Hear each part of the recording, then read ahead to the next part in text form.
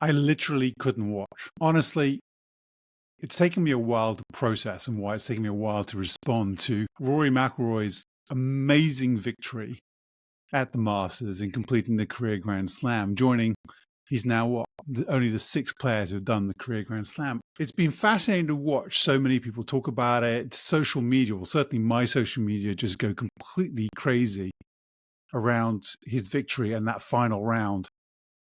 Because it started with the first round, 2 double bogeys in the last 3 holes. You're sat there going, oh, he's never done well if he has a bad first round.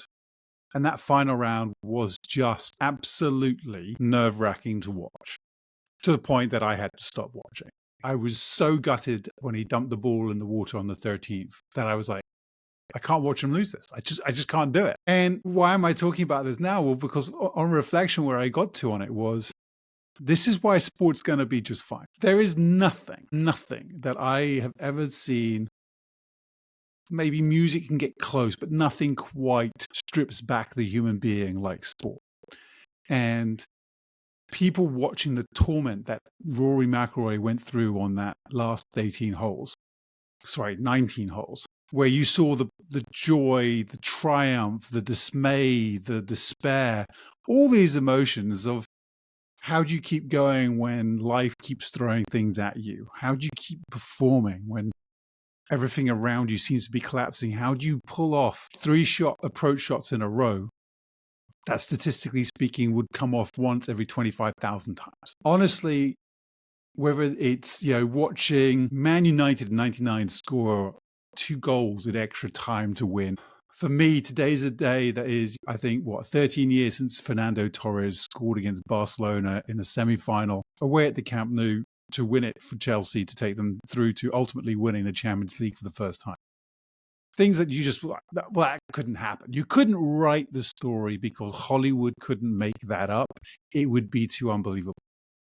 And I think the raw emotion of it all enables people to connect with the players, the athletes.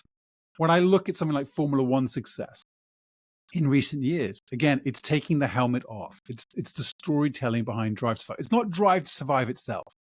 It's the characters, the personalities, and the stories that they now tell that has completely changed Formula One, in my opinion.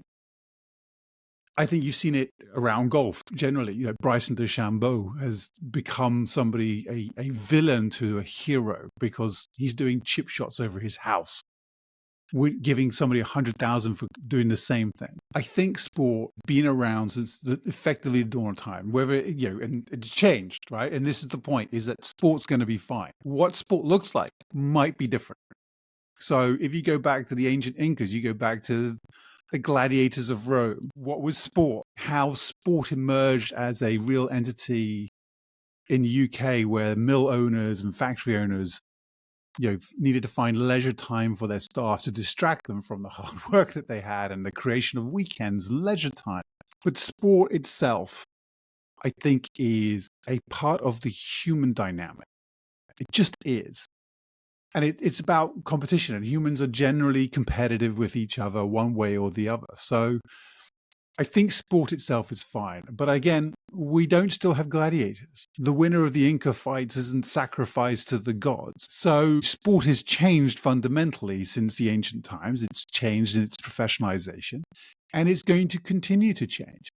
So why am I both an advocate for change and a bull on sports? Is because, one, I think it's part of the human condition. I think it just is. And I think things like the Rory McIlroy victory are at the nth degree of that, but demonstrate just how much it resonates with humanity to see somebody sink to their knees and cry in total relief, not joy, relief at overcoming the despair of 11 years. I think that is just a fundamental truth.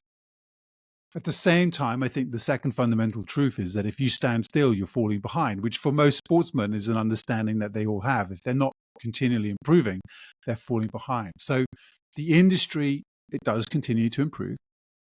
The people in it are better than they ever have been before. We make good progress, but I think sport will continue to change. I think we're going to see new formats. I think we're going to see new sports emerge. I'm a CrossFitter. I love the fact that CrossFit emerges as sport. From there, you've developed high rocks. will those end up fads, or is functional fitness now a form of sport? Because you've got triathlons, you've got high rocks, all these things in the world. You know, the ballers and different formats of cricket, from 10 over cricket, so on. So I think we're going to see different sports. I think we're going to see different formats. I think we're going to see new ways of broadcasting it that we've never seen before. I think we can see things where, for the first time, you should be able to compete as an amateur, as you do using, and I'm forgetting the apps at the moment, but you can do this in cycling.